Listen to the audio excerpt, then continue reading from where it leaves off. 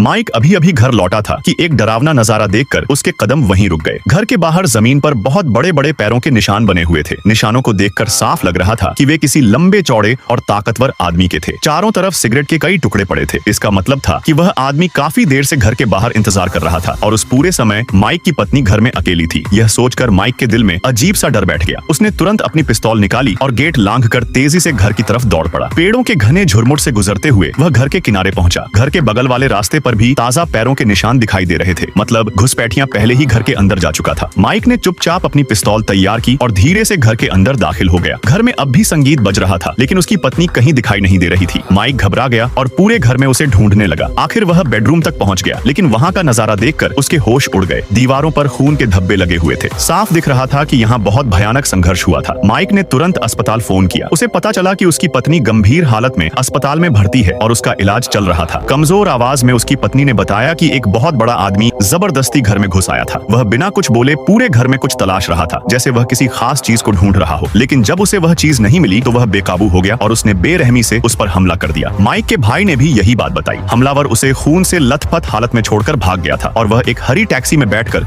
वहां से निकला था। उसी पल माइक ने मन ही मन कसम खा कि वह उस आदमी को हर हाल में ढूंढ निकालेगा। अगले दिन माइक पूरे शहर में उस हरी टैक्सी को तलाशता रहा। कई घंटों की खोज के बाद उसे एक सुनसान सड़क पर वही टैक्सी दिखाई दे गई, लेकिन उसने तुरंत कोई कदम नहीं उठाया। उसने सिर्फ टैक्सी कंपनी का नाम नोट कर लिया जो गाड़ी के दरवाजे पर लिखा हुआ था। शाम होते ही माइक उस टैक्सी कंपनी के दफ्तर पहुंच गया। वह मदद मांगने का बहाना करने लगा। जैसे ही कर्मचारी ने दरवाजा खोला, माइक ने फौरन अपने चेहरे पर मोजा चढ़ा लिया। दरवाजा खुलते ही उसने पिस्तौल तान दी और उस आदमी को अंदर धकेल दिया। फिर उसने कंपनी के सारे रिकॉर्ड खंगालने शुरू कर दिए। उन्हीं रिकॉर्ड में उसे एक गाड़ी की जानकारी मिली। वही गाड़ी माइक के घर के बाहर रुकी थी। ठीक उसके घर लौटने से कुछ देर पहले उस गाड़ी के ड्राइवर का नाम लियो था। वह एक जवान लड़का था। माइक ने उसकी फाइल निकाली और उसकी तस्वीर ध्यान से देखने लगा। इसके बाद उसने पूरे दफ्तर में तोड़फोड़ कर दी ताकि यह सब एक आम चोरी जैसा लगे। अगली सुबह माइक कंपनी के बाहर जाकर खड़ा हो गया। वह लियो के बाहर आने का इंतजार करने लगा। कुछ देर बाद लियो अपनी ड्यूटी पर निकलने के लिए बाहर आया। माइक चुपचाप उसका पीछा करने लगा। लियो सड़क किनारे खड़ा होकर सवारी का इंतजार कर रहा था। तभी माइक जल्दी से उसके पास पहुंचा और जल्दबाजी में होने का नाटक करते हुए टैक्सी में बैठ गया। गाड़ी चलने के कुछ देर बाद माइक ने अपनी पिस्तौल निकाली